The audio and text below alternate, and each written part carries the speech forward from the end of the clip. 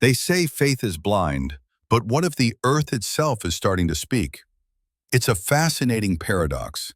The further modern science advances, the more we uncover the fingerprints of the Bible hidden in the dust of history.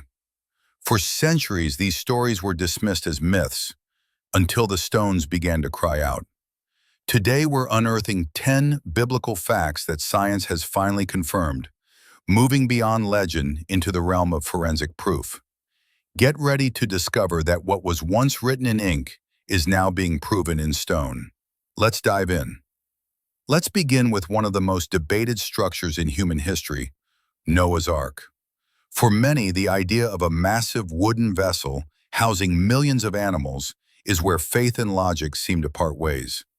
It is often the first story skeptics point to as a mere theological allegory. But what happens when we subject the ancient blueprints of Genesis to the cold, hard laws of modern physics? In 2014, a group of 4 physics students at the University of Leicester decided to do exactly that. Their goal wasn't to prove a religious point, but to investigate whether a vessel built according to the biblical dimensions could actually float while carrying such a massive load.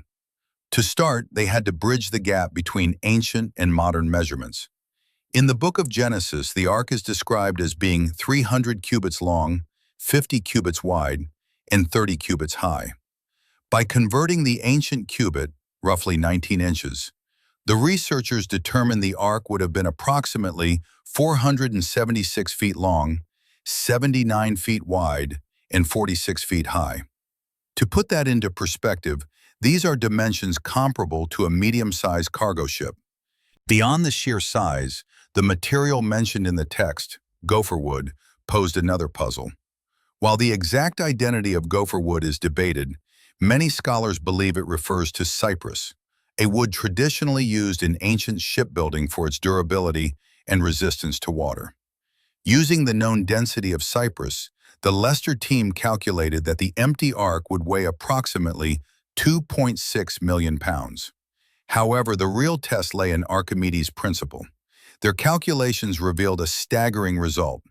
The vessel, as described, could theoretically support a total mass of 112 million pounds without sinking. This was a masterclass in ancient engineering, proving that the ship's buoyancy was more than sufficient to stay afloat. But even with the physics confirmed, a deeper question remains. How could every animal species on Earth fit into a single ship? This is the point where most people get stuck, imagining a chaotic, impossible floating zoo. However, the conflict often arises from a modern misunderstanding of ancient terminology. A crucial linguistic distinction changes the entire narrative. The Bible does not use the modern biological term species. Instead, it uses the Hebrew word min, which translates to kind or family. This distinction is the foundation of baraminology, the study of created kinds. From a scientific and logical standpoint, Noah didn't need to bring 2 of every dog breed, from the Great Dane to the Chihuahua. He only needed a single pair representing the canine kind. Contained within the DNA of that original pair was all the genetic diversity needed to eventually produce the wolves, foxes, and domestic dogs we see today. By focusing on kinds rather than species, the number of animals required drops from millions to just a few thousand, a much more manageable figure for a ship of that magnitude. There is also the matter of logistics and survival. Skeptics often wonder how Noah's family could have managed the staggering food and waste requirements of so many creatures. Here we see the signatures of a master architect who understands biology as well as physics. It is highly probable and biologically sound to assume that the animals brought aboard were not fully grown, massive adults, but juveniles. Bringing young animals was a stroke of logistical genius. Juveniles occupy significantly less space, consume far less food, and produce much less waste. More importantly, they are more resilient and have their entire reproductive lives ahead of them, once they leave the ark to repopulate the earth. Some researchers even suggest that many animals may have entered a state of dormancy or lowered metabolism during the voyage, much like hibernation, which would further reduce the burden of care. When we stop viewing the ark as a children's storybook illustration and start looking at it through the lens of physics, linguistics, and genetic preservation, a different picture emerges. It wasn't a haphazard wooden box. It was a precisely engineered life support system. The intersection of faith and science here suggests that the ark wasn't just a miracle of divine intervention, but a masterpiece of planned logistics, designed to carry the seeds of a new world through the greatest storm in history. Moving from the mechanics of the ark, we enter a realm that feels more like a crime scene investigation than a Sunday school lesson. This is the world of forensic archaeology, where the truth isn't found in grand, polished palaces, but in the muddy steps and the forgotten cracks of time. For decades, many historians viewed the stories of the Bible as poetic exaggerations, narratives written by people who wanted to make their past look more glorious than it actually was. But when we dig into the actual soil of the Holy Land, we find witnesses that are impossible to bribe. These witnesses don't use words. They use stone, mortar, and hydraulic engineering to tell a story that matches the scriptures with uncomfortable precision. Take, for instance, the Pool of Siloam. In the Gospel of John, chapter 9, we read about one of Jesus' most famous miracles, the healing of a man born blind. Jesus tells him to go and wash in the Pool of Siloam. For nearly 2,000 years, scholars argued over whether this place was a real, physical location or just a theological metaphor for spiritual cleansing. That debate came to an abrupt end in 2004, not because of a religious crusade, but because of a broken sewage pipe. While workers were digging to repair the lines in the old city of Jerusalem, they struck ancient stone steps. Archaeologists were called in, and what they uncovered was staggering: a massive water reservoir dating exactly to the Second Temple period.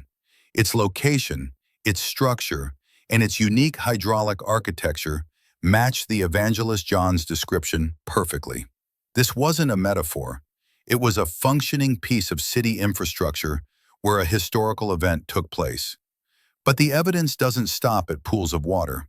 It extends to the very defensive lines that protected the kingdom. In the first book of Kings, the Bible describes how King Solomon, the son of David, ordered the construction of a massive fortified wall around Jerusalem to glorify the city. Skeptics long maintained that 10th century Jerusalem was little more than a small, politically insignificant village, incapable of such a grand project. However, in 2010, the late archaeologist Eilat Mazar made a discovery that shifted the entire academic landscape. Her team uncovered the remains of an imposing fortified wall, nearly 230 feet long and 20 feet high, situated between the city of David and the Temple Mount. Along with the wall, they found a guardhouse and a tower. The pottery found at the site dated the structure precisely to the 10th century BCE, the exact era of Solomon's reign. This discovery shattered the theory of an insignificant village and provided tangible proof of a sophisticated, advanced kingdom that matched the biblical record. Yet perhaps the most compelling witness of all is one that was treated with the ultimate lack of respect. There is a common saying that history is written by the victors, and that those in power can erase the memory of those they despise. For a long time, the figure of Pontius Pilate, the Roman governor who authorized the crucifixion of Jesus, was a prime target for this kind of historical skepticism. Beyond the New Testament, there was virtually no archaeological evidence that a man named Pontius Pilate ever existed. This led many critical scholars to argue that he was a literary invention designed to fill a role in the Passion narrative. That changed in 1961 at Caesarea Maritima. While excavating a Roman theater, archaeologists discovered a limestone slab that had been flipped over and used as a common step in the seating area. When they turned it over, they found a Latin inscription that sent shockwaves through the world. It read, "Pontius Pilate, prefect of Judea. This is what we call a silent witness. For centuries, this stone had been trodden under the feet of theater-goers, its message hidden and ignored. It shows us a profound truth. Humanity may try to forget, to reuse, or even to bury the facts of the past to suit their own narratives. But the earth does not lie. The stone was treated as common rubble, yet it held the signature of the very man the Gospels described. These archaeological findings do more than just prove that certain people and places existed. They act as a legal file for history. They show us that the writers of the Bible weren't just creating myths. They were documenting real events in a real world. The truth survived through muddy steps and discarded stones, proving that even when the world chooses to look away, the silent witnesses in the dust are waiting to testify.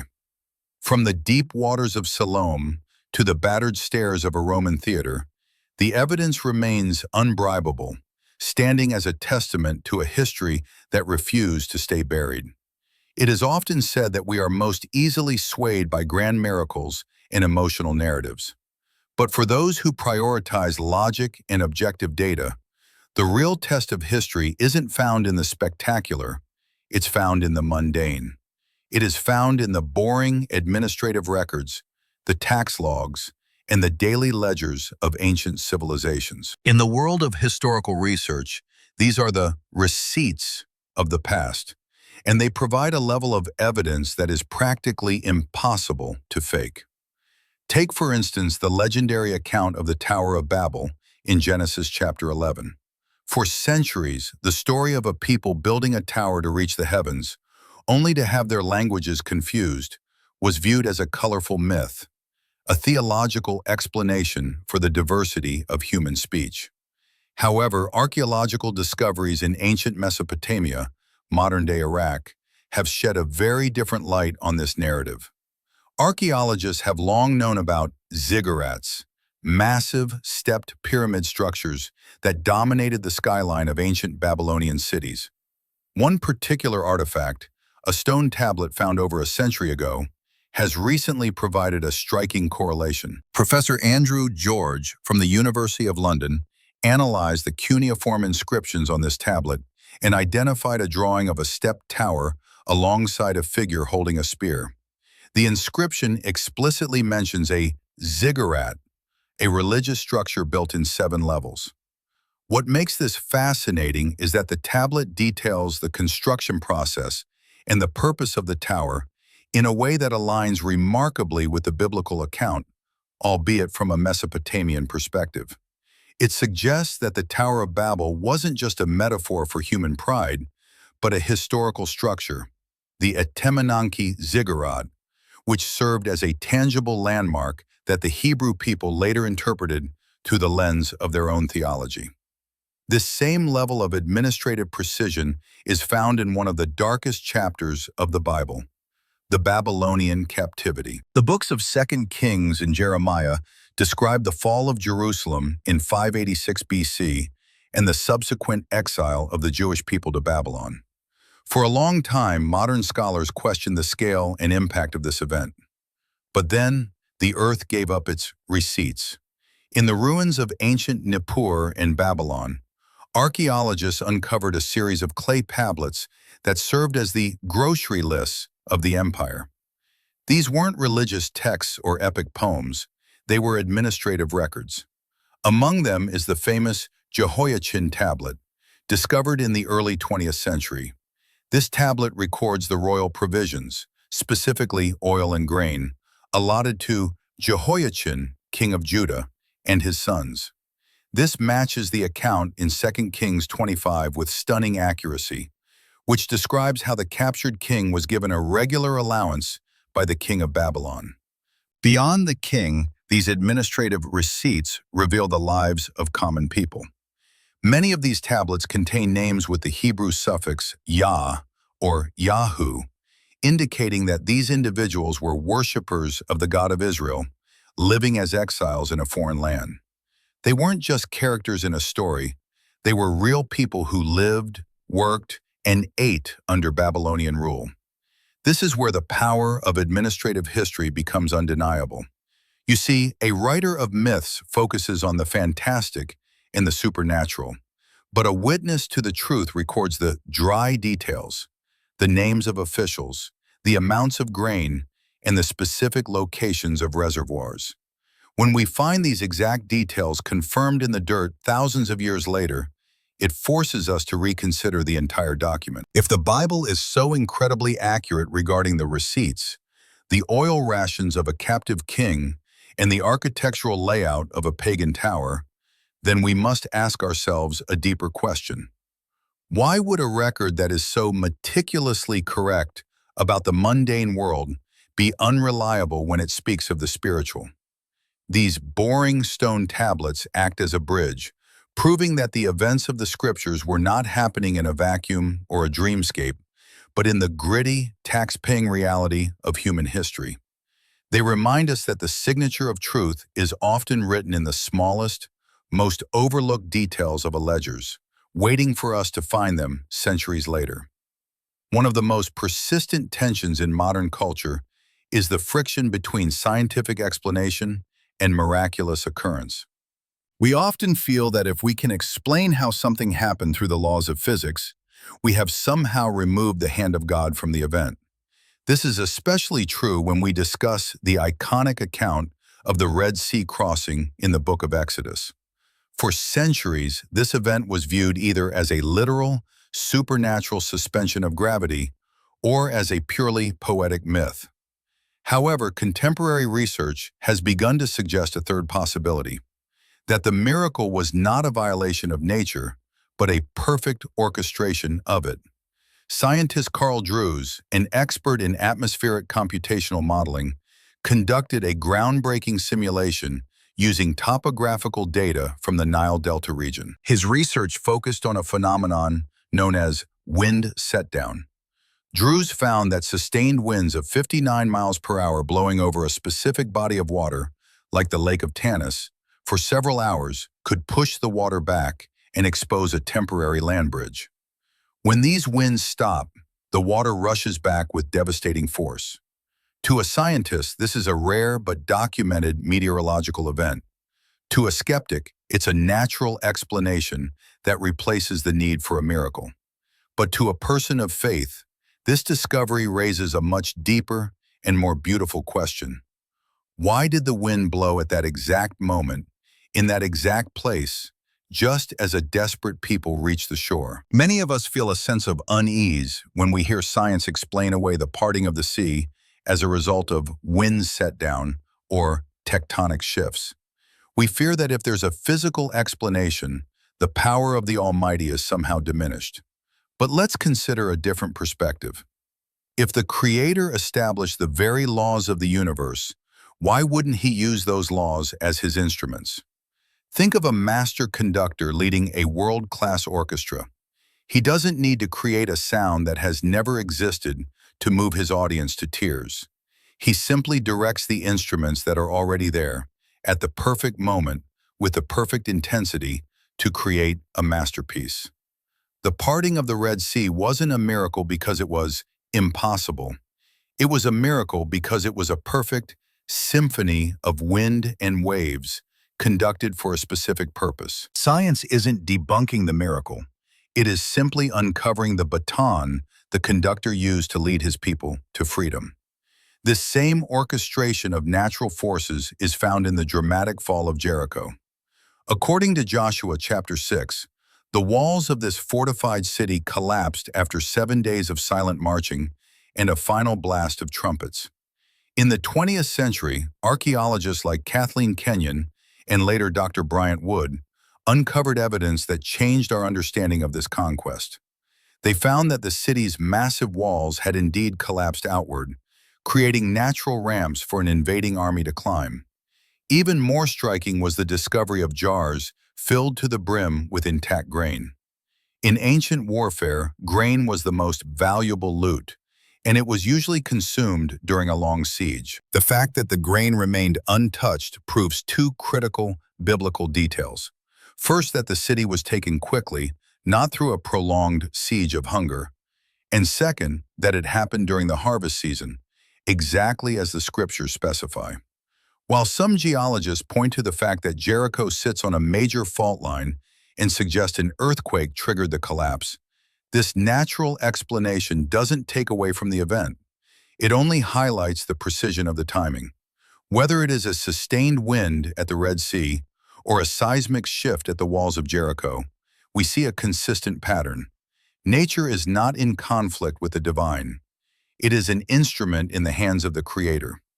These studies reinforce the idea that nature often serves as the instrument of divine will. Science allows us to see the how, but it can never explain the why.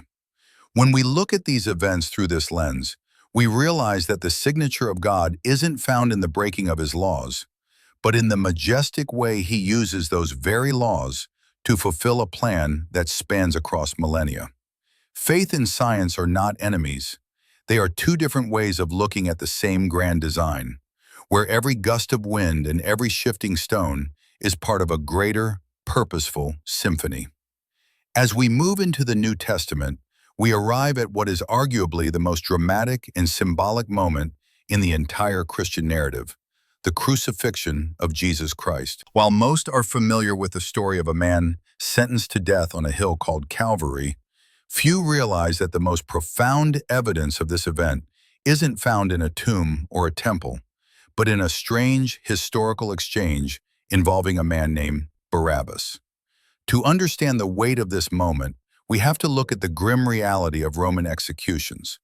Historical records and Roman tradition suggest that crosses were not generic tools of death. They were often custom-made for the specific individual condemned to die. The height, the width, and the placement of the crossbeam were adjusted to the build of the prisoner, making the suffering as personal and agonizing as possible. At the time of Jesus' trial, the cross sitting in the Roman courtyard wasn't meant for him. It was designed for Barabbas, a notorious criminal convicted of murder and insurrection. In an extraordinary turn of events recorded by the Gospels, the crowd was given a choice: release the innocent teacher or the violent rebel. Driven by pressure and manipulation, they chose to free the murderer. Thus, the cross, designed specifically for the frame of Barabbas, became the one on which Jesus was nailed. Christian oral tradition holds a striking detail about this exchange.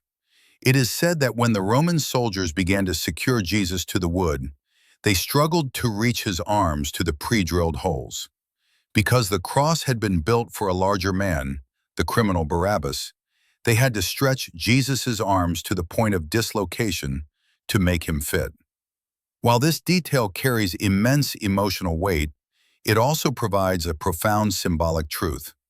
The cross was quite literally not meant for him. He was fitting himself into a judgment that belonged to someone else. But there is a layer of meaning hidden even deeper within the very name of the man who went free. The name Barabbas comes from the Aramaic Bar Abba. Bar means son, and Abba means father. Barabbas quite literally means son of the Father. This is the ultimate twist in the forensic file of the Passion. In a spiritual and linguistic sense, Barabbas represents all of us. We are all children of the Father, and in this historical drama, we are the ones who have committed the insurrection. We are the ones for whom the cross was originally measured and built. This exchange was not just a historical accident, it was a substitutionary atonement. The Son of the Father who was guilty went free, while the Son of the Father who was innocent took his place. This brings us to a conflict that many struggle with today: the tension between karma and grace. We live in a world that believes in the law of karma, the idea that you must pay for what you do 7 times over. It is a logical, fair, and often terrifying system of justice. When we hear that someone else carried our cross so we could go to heaven, it can feel like an easy escape, a license to sin without consequence. However, when you look at the story of Barabbas, the message is the exact opposite. Grace is not an excuse for irresponsibility. It is the ultimate catalyst for transformation. Imagine being Barabbas. You are sitting in a dark cell, hearing the hammers hitting the nails, knowing that sound is meant for you. Then the door opens, and you are told you are free because an innocent man took your spot.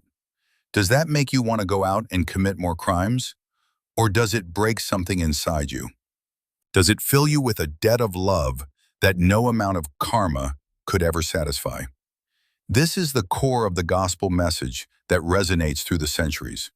Jesus didn't come to abolish the law of consequences. He came to fulfill it on our behalf. The Cross of Barabbas remains one of the most beautiful signatures of God's love in history. It shows that nothing in this story happened by chance. Every measurement of the wood, every choice of the Roman governor, and even the name of the released prisoner points to a greater plan of redemption. It reminds us that while justice demands a cross, love provides the substitute. If we are talking about adults, we might think we can fit any size person on a cross just by moving the nails. But in the eyes of history and faith, only one person was willing to be stretched and broken to fit a judgment that was never his to begin with. This is the moment where archaeology meets the human heart, proving that the greatest discovery isn't found in the dirt, but in the realization that we were the ones meant for that cross. And yet, we are the ones walking free. From the engineered precision of Noah's Ark to the dusty administrative ledgers of Babylon, every piece of evidence points to a single grand design. We've seen that the scriptures aren't just books of faith. They are living testimonies of our shared human history. Real faith doesn't require us to ignore the facts. Instead, it grows stronger with every new discovery.